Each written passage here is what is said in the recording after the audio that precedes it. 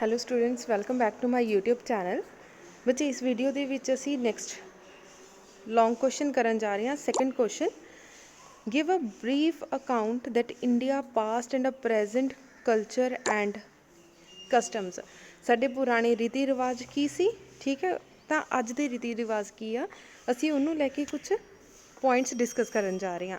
ਸੋ ਬੱਚੇ, ਤੁਸੀਂ ਆਪਣੀ ਵਰਡਿੰਗ ਦੇ ਵਿੱਚ ਵੀ ਲਿਖ ਸਕਦੇ ਹਾਂ, ਜਿੱਦਾਂ ਕਿ ਤੁਹਾਨੂੰ ਪਤਾ ਕਿ ਇਹ 5 ਮਾਰਕਸ ਦਾ ਕੁਐਸਚਨ ਹੈ। 5 ਮਾਰਕਸ ਦਾ ਕੁਐਸਚਨ ਦੇਖੋ, ਉਹਨਾਂ ਨੇ ਰੀਤੀ ਰਿਵਾਜ ਅਜੋਕੇ ਮਤਲਬ ਅੱਜ ਦੇ ਅਤੇ ਪੁਰਾਣੇ ਟਾਈਮ 'ਤੇ, ਠੀਕ ਹੈ, ਅਤੀਤ ਦੇ। ਇਹਦਾ ਮਤਲਬ ਅਸੀਂ ਇਹਨੂੰ 2 ਪਾਰਟਸ ਦੇ ਵਿੱਚ ਡਿਵਾਈਡ ਕਰ ਸਕਦੇ, 2 ਪੈਰਾਗ੍ਰਾਫ ਬਣਾ ਸਕਦੇ ਹਾਂ। ਜਿੱਦਾਂ ਕਿ ਤੁਹਾਡੀ ਬੁੱਕ ਦੇ ਵਿੱਚ ਬਣਾਇਆ ਹੋਇਆ, ਉਹਨਾਂ ਨੇ ਫਸਟ ਦੇ ਦਿੱਤਾ ਇੱਕ ਪੈਰਾਗ੍ਰਾਫ ਲਿਖ ਦਿੱਤਾ ਜੋ ਸਾਡੇ ਅਤੀਤ ਦੇ ਵਿੱਚ ਸੀ, ਸਾਡੇ ਪਾਸਟ ਦੇ ਵਿੱਚ ਸੀ, ਔਰ ਸੈਕਿੰਡ ਪੈਰਾਗ੍ਰਾਫ ਬਣਾ ਦਿੱਤਾ ਕਿ ਜਿਹੜਾ ਕਿ ਅੱਜ ਕੱਲ੍ਹ ਦੇ ਟਾਈਮ 'ਤੇ ਆ, ਅਜੋਕੇ ਟਾਈਮ 'ਤੇ ਆ, ਠੀਕ ਹੈ, ਪ੍ਰੈਜੈਂਟ ਟਾਈਮ 'ਤੇ ਜੋ ਵੀ ਰੀਤੀ ਰਿਵਾਜ ਆ। ਅਗਰ ਬੱਚੇ ਤੁਸੀਂ ਪੈਰਾਗ੍ਰਾਫ ਦੇ ਨਾਲ 5 ਮਾਰਕਸ ਦਾ ਕੁਐਸਚਨ ਲਿਖਦੇ ਆ, ਇਹਦਾ ਮਤਲਬ ਤੁਸੀਂ 2 ਪੈਰਾ ਬਣਾ ਕੇ ਇਸ ਨੂੰ ਐਕਸਪਲੇਨ ਕਰ ਸਕਦੇ ਹਾਂ। ਅਦਰਵਾਈਜ਼ ਅਗਰ ਤੁਸੀਂ ਇਹਨੂੰ ਪੁਆਇੰਟਸ ਦੇ ਵਿੱਚ ਲਿਖਣਾ ਚਾਹੁੰਦੇ ਆ, ਤਾਂ ਕਿਉਂਕਿ ਇਹ 5 ਮਾਰਕਸ ਦਾ ਕੁਐਸਚਨ ਹੈ, then you have to write only 10 points. No need to fill 4 ਔਰ 5 ਪੇਜ। ਕੁਝ ਬੱਚੇ ਕੀ ਕਰਦੇ ਆ, ਦੇਖਦੇ ਆ 5 ਨੰਬਰ ਦਾ ਕੁਐਸਚਨ ਆਇਆ ਤਾਂ 2.5-3 ਪੇਜ ਜਿਹੜੇ ਆ ਭਰ ਦਿੰਦੇ ਆ ਲਿਖ ਲਿਖ ਕੇ। ਸੋ ਇੱਦਾਂ ਦਾ ਕੁਛ ਨਹੀਂ ਕਰਨਾ। ਸਾਨੂੰ ਲੈਂਥ ਨਾਲ ਕੋਈ ਮਤਲਬ ਨਹੀਂ, ਸਾਨੂੰ ਮਟੀਰੀਅਲ ਨਾਲ ਮਤਲਬ ਆ। ਤੁਹਾਡਾ ਲਿਖਿਆ ਹੋਇਆ ਬਿਲਕੁਲ ਸਹੀ ਹੋਣਾ ਚਾਹੀਦਾ। ਜਾਂ ਤਾਂ ਇਹਨੂੰ 2 ਪਾਰਟਸ ਦੇ ਵਿੱਚ, 2 ਪੈਰਾਗ੍ਰਾਫ ਦੇ ਵਿੱਚ ਡਿਵਾਈਡ ਕਰ ਦਿਓ, ਜਾਂ ਫਿਰ 10 ਪੁਆਇੰਟਸ ਲਿਖੋ। 5 ਪੁਆਇੰਟ ਪਾਸਟ ਦੇ ਲਿਖ ਦਿਓ ਅਤੇ 5 ਪੁਆਇੰਟਸ ਪ੍ਰੈਜੈਂਟ ਦੇ ਲਿਖ ਦਿਓ। ਕਲੀਅਰ ਹੋ ਗਿਆ? ਚਲੋ ਆਪਾਂ ਸਟਾਰਟ ਕਰਦੇ ਹਾਂ।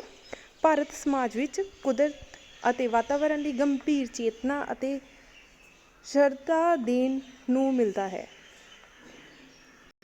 ਮਨੁੱਖੀ ਸੰਸਕ੍ਰਿਤੀ ਅਤੇ ਵਾਤਾਵਰਣ ਦੋਨੋਂ ਇੱਕ ਸੰਤੁਲਨ ਕਿਰਿਆ ਦੁਆਰਾ ਆਪਸ ਵਿੱਚ ਜੁੜੇ ਹੁੰਦੇ ਹਨ। ਸੰਸਕ੍ਰਿਤੀ ਮਤਲਬ ਬੱਚੇ ਜੋ ਸਾਡੇ ਸਮਾਜ ਦੇ ਵਿੱਚ ਸਾਡੇ ਆਪਣੇ ਰੀਤੀ ਰਿਵਾਜ ਆ, ਠੀਕ ਹੈ। ਵਾਤਾਵਰਣ ਸਾਡਾ ਇਨਵਾਇਰਮੈਂਟ। ਸੋ ਜਿੱਦਾਂ ਦਾ ਸਾਡਾ ਇਨਵਾਇਰਮੈਂਟ ਹੋਏਗਾ, ਉੱਦਾਂ ਦੇ ਹੀ ਸਾਡੇ ਰੀਤੀ ਰਿਵਾਜ ਹੋਣਗੇ, ਠੀਕ ਹੈ। ਭਾਰਤ ਦੇ ਪੁਰਾਣੇ ਅਤੇ ਅਜੋਕੇ ਸੱਭਿਆਚਾਰ ਅਤੇ ਸੱਭਿਅਤਾ ਦਾ ਵਾਤਾਵਰਣ ਨਾਲ ਸੰਬੰਧ ਨੂੰ ਹੇਠ ਲਿਖੇ ਅਨੁਸਾਰ ਐਕਸਪਲੇਨ ਕੀਤਾ ਗਿਆ ਹੈ। ਸੋ ਨੰਬਰ 1 ਇਜ਼ ਅਤੀਤ ਦੇ ਰੀਤੀ ਰਿਵਾਜ ਅਤੇ ਸੱਭਿਆਚਾਰ, ਮਤਲਬ ਜੋ ਸਾਡੇ ਪੁਰਾਣੇ ਟਾਈਮ 'ਤੇ ਸੀ। ਬੱਚੇ, ਹੁਣ ਪੁਰਾਣੇ ਟਾਈਮ 'ਤੇ ਤੁਹਾਨੂੰ ਪਤਾ ਆ ਕਿ ਜਿਹੜੇ ਸਾਡੇ ਪੇੜ ਪੌਦੇ ਹੁੰਦੇ ਸੀ, ਅਸੀਂ ਉਹਨਾਂ ਨੂੰ ਪੂਜਦੇ ਹੁੰਦੇ ਸੀ। ਸੋ ਧਰਤੀ ਨੂੰ ਅਸੀਂ ਧਰਤੀ ਮਾਤਾ ਕਹਿੰਦੇ ਹੁੰਦੇ ਸੀ, ਠੀਕ ਹੈ। ਅੱਜ ਵੀ ਜਿੱਦਾਂ ਅਸੀਂ ਧਰਤੀ ਮਾਤਾ ਕਹਿੰਦੇ ਹਾਂ, ਜਲ ਨੂੰ ਪੂਜਿਆ ਜਾਂਦਾ ਆ, ਵਾਯੂ ਨੂੰ ਪੂਜਿਆ ਜਾਂਦਾ, ਊਰਜਾ ਨੂੰ ਪੂਜਿਆ ਜਾਂਦਾ ਆ, ਠੀਕ ਹੈ। ਸੋ ਇਹਨਾਂ ਚੀਜ਼ਾਂ ਜਿਹੜੀਆਂ ਆ ਪੁਰਾਣੇ ਟਾਈਮ 'ਤੇ ਇਹਨਾਂ 5 ਤੱਤਾਂ ਨੂੰ ਬਹੁਤ ਜ਼ਿਆਦਾ ਮਹੱਤਵਪੂਰਨ ਮੰਨਿਆ ਜਾਂਦਾ ਸੀ।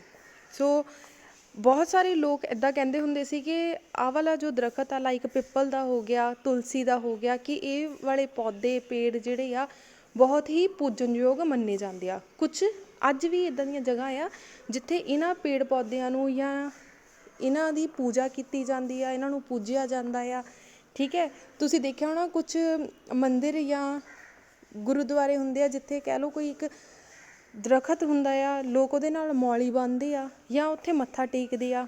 ਸੋ ਕੁਛ ਕਹਿ ਲਓ ਵੀ ਇੱਦਾਂ ਦੇ ਦਰਖਤ ਜਿਨ੍ਹਾਂ ਨੂੰ ਅੱਜ ਵੀ ਪੂਜਿਆ ਜਾਂਦਾ ਆ, ਠੀਕ ਹੈ। ਅੱਗੇ ਦੇਖੋ, ਸਾਡੇ ਦੇਸ਼ ਵਿੱਚ ਦਰਖਤ ਨੂੰ ਕੱਟਣਾ ਮਨ੍ਹਾ ਹੁੰਦਾ ਸੀ ਕਿਉਂਕਿ ਲੋਕ ਇਹਨਾਂ ਦੀ ਪੂਜਾ ਕਰਦੇ ਸੀ। ਭਾਰਤ ਦਾਰਸ਼ਨਿਕਤਾ ਦੇ ਵਿਚਾਰ ਅਨੁਸਾਰ ਮਨੁੱਖ ਅਤੇ ਬਾਕੀ ਸਾਰੇ ਜੀਵ ਇੱਕ ਹੀ ਪਰਮਾਤਮਾ ਦੇ ਬਣੇ ਹਨ। ਇਸ ਲਈ ਸਾਰੇ ਇੱਕ ਤੱਤ ਤੋਂ ਹੀ ਬਣੇ ਹਨ, ਠੀਕ ਹੈ। ਪੁਰਾਣੇ ਟਾਈਮ 'ਤੇ ਇੱਦਾਂ ਸੋਚਿਆ ਜਾਂਦਾ ਸੀ ਕਿ ਚਾਹੇ ਪੇੜ ਪੌਦੇ ਆ, ਚਾਹੇ ਜਾਨਵਰ ਆ, ਚਾਹੇ ਇਨਸਾਨ ਆ, ਉਹ ਇਹਨਾਂ 5 ਤੱਤਾਂ ਤੋਂ ਮਿਲ ਕੇ ਬਣੇ ਹੋਏ ਆ। ਇਸ ਕਰਕੇ ਹਰ ਇੱਕ ਨੂੰ ਰਿਸਪੈਕਟ ਦੇਣੀ ਚਾਹੀਦੀ ਆ, ਹਰ ਇੱਕ ਨੂੰ ਪੂਜਣਾ ਚਾਹੀਦਾ ਆ, ਠੀਕ ਹੈ।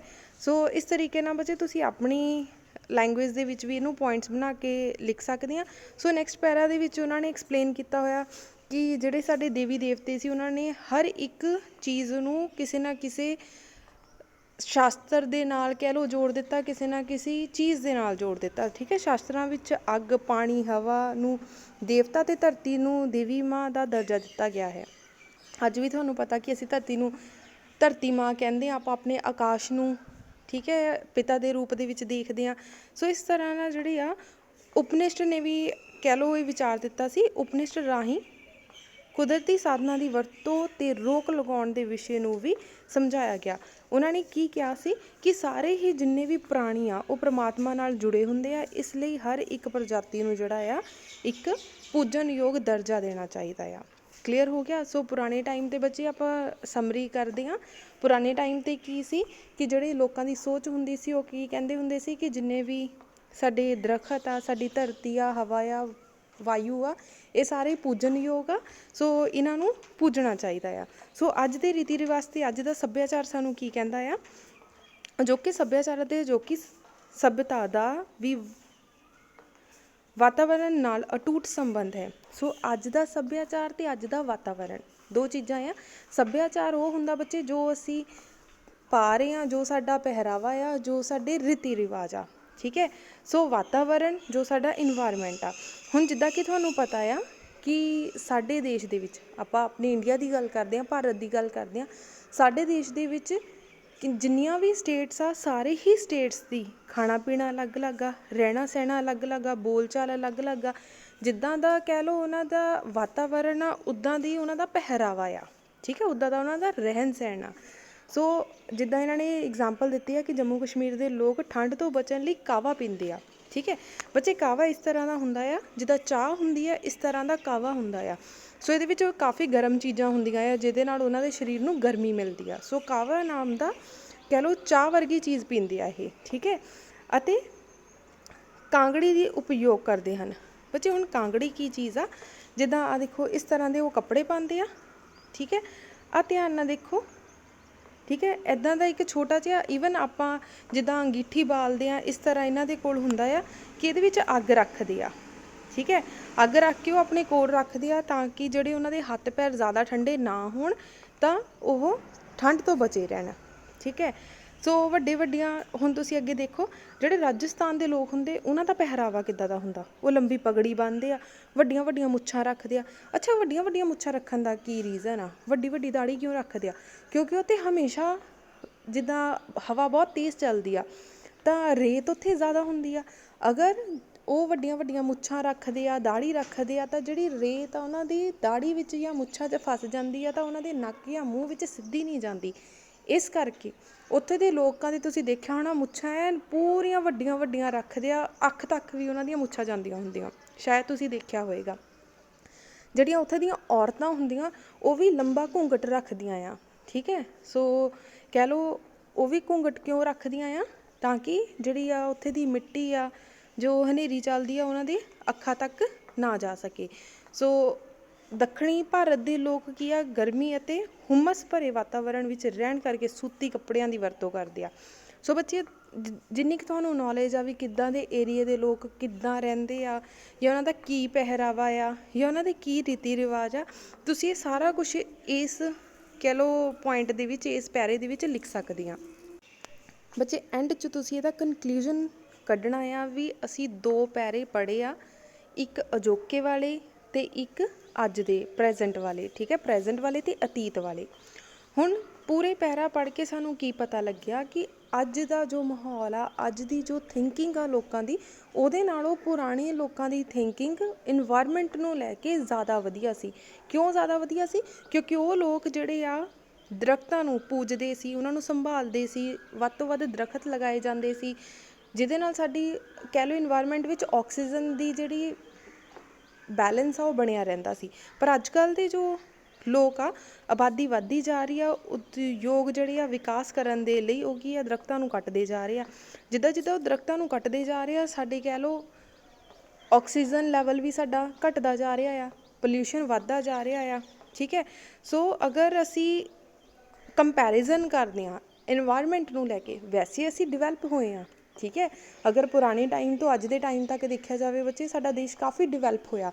ਅਗਰ ਸਿਰਫ ਔਰ ਸਿਰਫ ਅਸੀਂ ਇਨਵਾਇਰਮੈਂਟ ਨੂੰ ਲੈ ਕੇ ਸੋਚਿਆ ਜਾਵੇ, ਵਾਤਾਵਰਨ ਨੂੰ ਲੈ ਕੇ ਸੋਚਿਆ ਜਾਵੇ, ਤਾਂ ਪੁਰਾਣੇ ਟਾਈਮ ਦੇ ਰੀਤੀ ਰਿਵਾਜ ਅਤੇ ਪੁਰਾਣੇ ਟਾਈਮ ਦੇ ਕਹਿ ਲਓ ਲੋਕਾਂ ਦੀ ਜੋ ਸੋਚ ਸੀ ਉਹ ਜ਼ਿਆਦਾ ਸੋਹਣੀ ਸੀ, ਕਿਉਂਕਿ ਉਹ ਕੁਦਰਤ ਨੂੰ ਬਚਾ ਕੇ ਰੱਖਦੇ ਸੀ, ਕਿਸੇ ਤਰ੍ਹਾਂ ਦਾ ਕੋਈ ਪੋਲਿਊਸ਼ਨ ਨਹੀਂ ਸੀ ਕਰਦੇ, ਕਿਸੇ ਤਰ੍ਹਾਂ ਦੀ ਕੋਈ ਕਟਾਈ ਨਹੀਂ ਸੀ ਕਰਦੇ। ਸੋ ਉਹਨਾਂ ਦੀ ਨਿਯਮ ਲਾਗੂ ਕਰਨ ਲਈ ਵਾਤਾਵਰਨ ਨੂੰ ਬਚਾਇਆ ਜਾ ਸਕਦਾ। ਸੋ ਅੱਜ ਵੀ ਕੀ ਆ ਬੱਚੇ, ਸਾਨੂੰ ਲੋੜ ਆ ਕਿ ਅਸੀਂ ਵਾਤਾਵਰਨ ਨੂੰ ਸੇਫ ਕਰੀਏ, ਆਪਣੇ ਇਨਵਾਇਰਮੈਂਟ ਨੂੰ ਸੇਫ ਕਰੀਏ। ਸੇਫ ਕਰਨ ਦੇ ਲਈ ਅਸੀਂ ਅੱਜ ਵੀ ਜਿਹੜੇ ਆ ਆਪਣੇ ਘਰ ਦੀ ਵਿਹੜੇ ਦੇ ਵਿੱਚ ਇੱਕ ਪੇੜ ਪੌਦੇ ਲਗਾ ਸਕਦੇ ਹਾਂ, ਅਸੀਂ ਆਪਣੇ ਸਕੂਲ ਹੌਸਪੀਟਲਸ ਦੇ ਆਸ-ਪਾਸ ਪੇੜ ਪੌਦੇ ਲਗਾ ਸਕਦੇ ਹਾਂ।